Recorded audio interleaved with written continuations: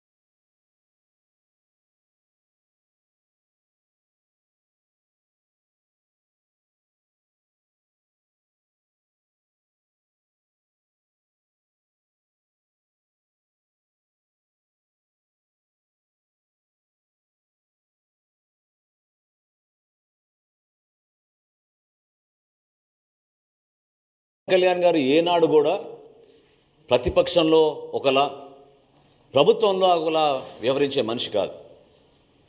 మీరందరు గతంలో చూశారు కౌలు రైతులను ఏ విధంగా పవన్ కళ్యాణ్ గారు ఆదుకున్నారో.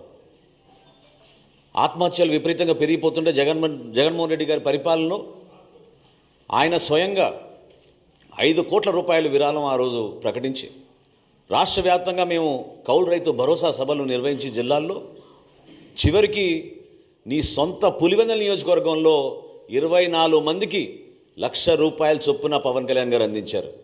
నువ్వా మాట్లాడేది ఆయన గురించి?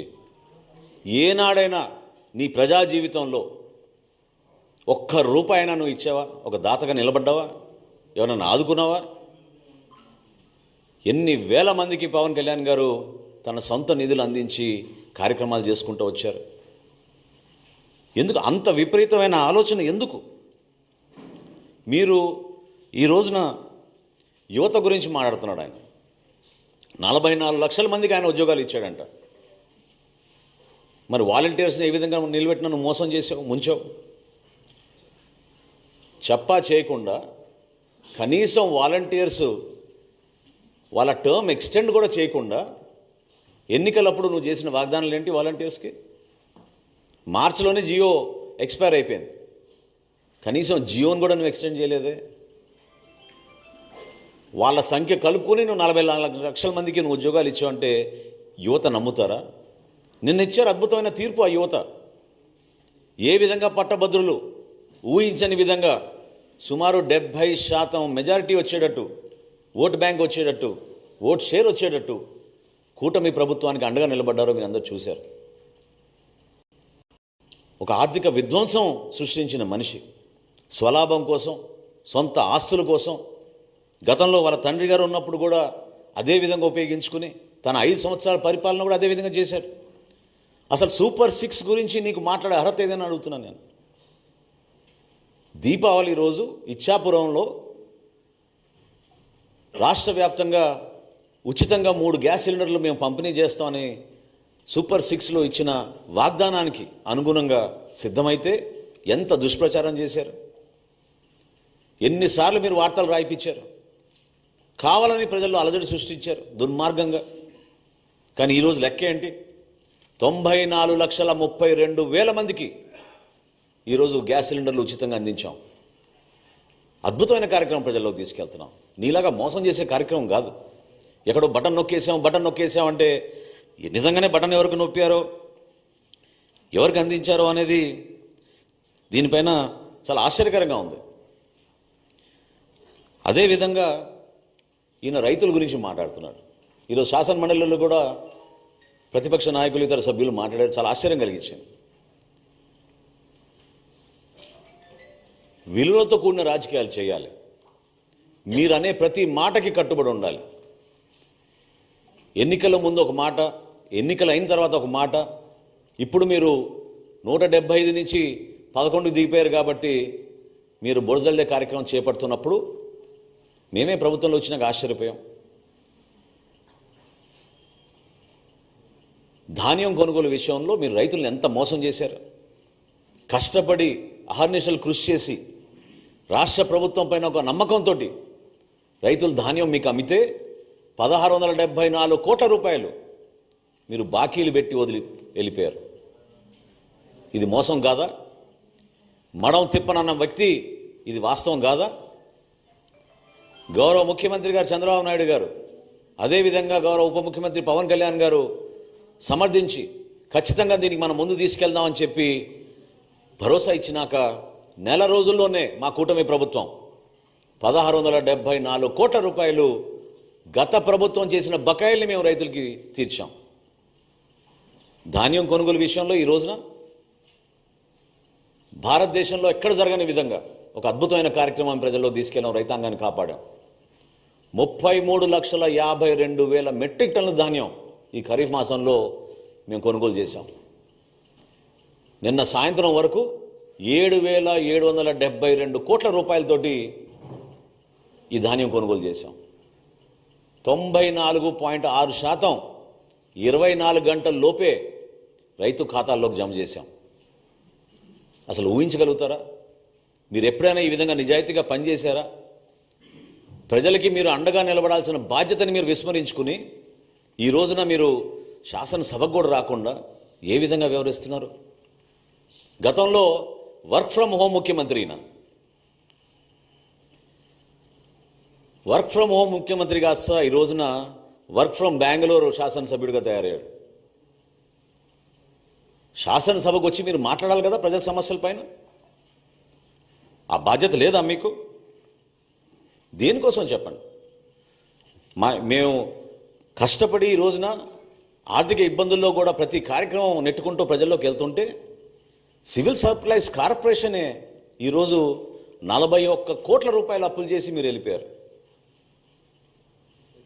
ఏ విధంగా మీరు ఈ ఆర్థిక వ్యవస్థని ఇంత దుర్మార్గంగా ఇబ్బంది పెట్టారో ప్రజలందరూ కూడా చూశారు. కూటమి ప్రభుత్వం నుంచి మేము మాటిస్తున్నాం, వచ్చే 2 నెలల్లోనే 100% మా సూపర్ 6లో మేము ఇచ్చిన వాగ్దానాలు నిలబెట్టుకుంటాం. మేము అందించాల్సిన సహాయం, భరోసా ఎక్కడ కూడా పొరపాటు చేయం. ముఖ్యమంత్రి గారు, గౌరవ ఉప ముఖ్యమంత్రి గారు పదే పదే చెప్తూ వస్తున్నారు, అన్నదాత సుఖీభవ అనే కార్యక్రమం ఖచ్చితంగా మేము రైతులను ఆదుకుంటాం. అదేవిధంగా తల్లికి వందనం, బిడ్డల్ని చదివించుకునే కార్యక్రమం, ఎంతమంది బిడ్డలున్నా సరే ఒక కుటుంబంలో వాళ్ళందరికీ కూడా 15,000 చొప్పున ఇస్తామని చెప్పి చాలా స్పష్టంగా దానికి బడ్జెట్ కేటాయింపులు కూడా చేసి మేము సిద్ధంగా ఉన్నాం. ప్రజలందరూ కూడా రోడ్లు వేయండి మహాప్రభు అని బతిమలాడుకుంటే మీ ప్రభుత్వంలో గుంతలు కూడా పూడ్చలేదు. మీరు ఋషికొండ ప్యాలెస్కి మాత్రం 500 కోట్లు ఖర్చు పెట్టారు. శాశ్వతంగా ముఖ్యమంత్రి అయిపోతా అనుకున్నాడు. సముద్ర తీరాన ఒక అద్భుతమైన కట్టడిలో ఆయన అక్కడ నిలబడి ప్యాలెస్ లాగా దాన్ని తయారు చేసుకుని పర్మనెంట్గా ఇక్కడ ఉండిపోతామని ఒక పిచ్చి భ్రమలో చేసిన కార్యక్రమాన్ని ఎంత నష్టం కలిగించిందో రాష్ట్రానికి ఈరోజు మనం చూస్తున్నాం. పర్యాటక రంగానికే నష్టం కలిగించింది. నిధులన్నీ కూడా దారి మరలించారు. వందల సంఖ్యలో సలహాదారులను పెట్టుకున్నారు. దాదాపు 680 కోట్ల రూపాయలు సలహాదారుల పైన ఖర్చు పెట్టారు. సలహాదారుడు ముఖ్యమైన సలహాదారుడికి దాదాపు 160 కోట్లు ఖర్చు పెట్టారు ఆయనకి. మరి ఇంతమందిని ఉపయోగించుకుని కనీసం జల్ జీవన్ మిషన్లో కేంద్ర ప్రభుత్వం ఇచ్చిన 14,000 కోట్ల రూపాయలు కూడా మన రాష్ట్ర ప్రజలకి మీరు ఉపయోగించుకోలేకపోయారే. ఇంతకన్నా మోసం ఏమైనా ఉంటుందా? పరిపాలన చేతకాక దద్దమ్మలాగా మీరు కూర్చుని మీరు కలిగించిన నష్టం ఈ రాష్ట్రానికి పూడ్చడానికి చాలా సమయం పడుతుంది. అనేక ఇబ్బందుల్లో ఉన్నాం. అర్థం కాని పరిస్థితుల్లో కూడా కష్టకాలంలో మేము ప్రజల్ని ఆదుకోవడానికి మేము ముందుకు తీసుకెళ్తున్నాం. నోరు ఉంది కదా అని ఇందాక అన్నట్టు వర్క్ ఫ్రమ్ బెంగళూరు ఎమ్మెల్యే అయినా, జనరల్గా శాసనసభ్యులు అసెంబ్లీ అయిపోయిన తర్వాత వాళ్ళ నియోజకవర్గాలకు వెళ్ళి పనిచేసుకుంటారు, ప్రజలకి అందుబాటులో ఉంటారు. ఈయన మాత్రం శాసనసభకి రాడు, బెంగళూరుకి మాత్రం తరచుగా వెళ్ళిపోతూ ఉంటారు. ఏ విధంగా మీరు ప్రజా సమస్యలపైన మీరు నిలబడతారు చెప్పండి? ప్రజలు మీకు ఒక శాసనసభ్యుడిగా మిమ్మల్ని ఎన్నుకున్నారు కదా, దాన్ని మీరు గౌరవించాలి కదా, నిలబడాలి కదా. ఇవన్నీ విస్మరించి కేవలం ఇట్లా ప్రెస్ మీట్లు పెట్టి మీ క్రిమినల్ మైండ్, అంటే నేను అనేది ఈ రోజున పవన్ కళ్యాణ్ గారిని ప్రత్యేకంగా టార్గెట్ చేయాల్సిన అవసరం దేనికోసం వచ్చిందంటే తన రాజకీయ ప్రస్థానంలో ఈ విధంగా ఆయన ముందుకెళ్తూ ఉంటాడు. ఒక క్రిమినల్ మైండ్. మేము కూడా అనొచ్చు కదా, నువ్వు కోడి కత్తికి ఎక్కువ గొడ్డలికి తక్కువ అని. ఏ విధంగా బాబాయ్ హత్య జరిగిందో అందరికీ తెలుసు కదా. ఇది పద్ధత? ప్రజాస్వామ్యంలో మీరందరూ కూడా ప్రత్యేకంగా ఒక పద్ధతి ప్రకారంగా మాట్లాడుకోవడం అలవాటు చేసుకోవాలి. గౌరవ ముఖ్యమంత్రి గారిని, ఆయనకున్న అనుభవం, ఆయనకున్న పరిచయాలు, ఈరోజు భారతదేశంలో ఆయన కష్టపడి జాతికి అంకితం చేసిన అమరావతిని, పోలవరంని, విశాఖపట్నం స్టీల్ ప్లాంట్ని పూర్తిగా మీరు విధ్వంసం పాలు చేస్తే ఏ విధంగా కేంద్రానికి వెళ్ళి అక్కడ ఉన్న భారతీయ జనతా పార్టీ నాయకుల్ని, నరేంద్ర మోడీ గారిని, ఇతర నాయకుల్ని, ఆయన పవన్ కళ్యాణ్ గారు కలిసి రాష్ట్రాన్ని నిధులు తీసుకొస్తున్నారు. కలిసి పనిచేయాల్సిన సందర్భం కాదా ఇదని నేను అడుగుతున్నా జగన్మోహన్ రెడ్డి గారిని. మీలో ఏమైనా ఇంకిత జ్ఞానం ఉంటే రాష్ట్ర ప్రజల పక్షాన్ని నిలబడండి. అభివృద్ధి కార్యక్రమాల్లో మీరు పాలు పంచుకోండి. సంక్షేమ కార్యక్రమాలు ఎక్కడైనా పొరపాటు జరుగుతుంటే ప్రభుత్వం దృష్టికి తీసుకురండి. ఎన్నికలు ఇంకా చాలా దూరంగా ఉన్నాయి మనకి. ప్రజలు మన ఎన్నుకుంది 5 సంవత్సరాల పరిపాలన అందించమని. అంతేగాని నోరు బారేసుకుని ప్రతిసారి మాట్లాడితే మాత్రం జనసేన పార్టీ మిమ్మల్ని ఈ విధంగా మీరు చేస్తున్న ఈ కార్యక్రమాల్ని ఖచ్చితంగా ఖండిస్తాం. ఇది చాలా తప్పు. ప్రజాస్వామ్యంలో ఒక బాధ్యత గల వ్యక్తిగా, ఒక మాజీ ముఖ్యమంత్రిగా మీరు అందించాల్సిన సలహాలు, సూచనలు మీరు ఇవ్వండి. వ్యక్తిగత విమర్శలకి కించపరిచే విధంగా, దానివల్ల మీకు ఏదో ఓట్లు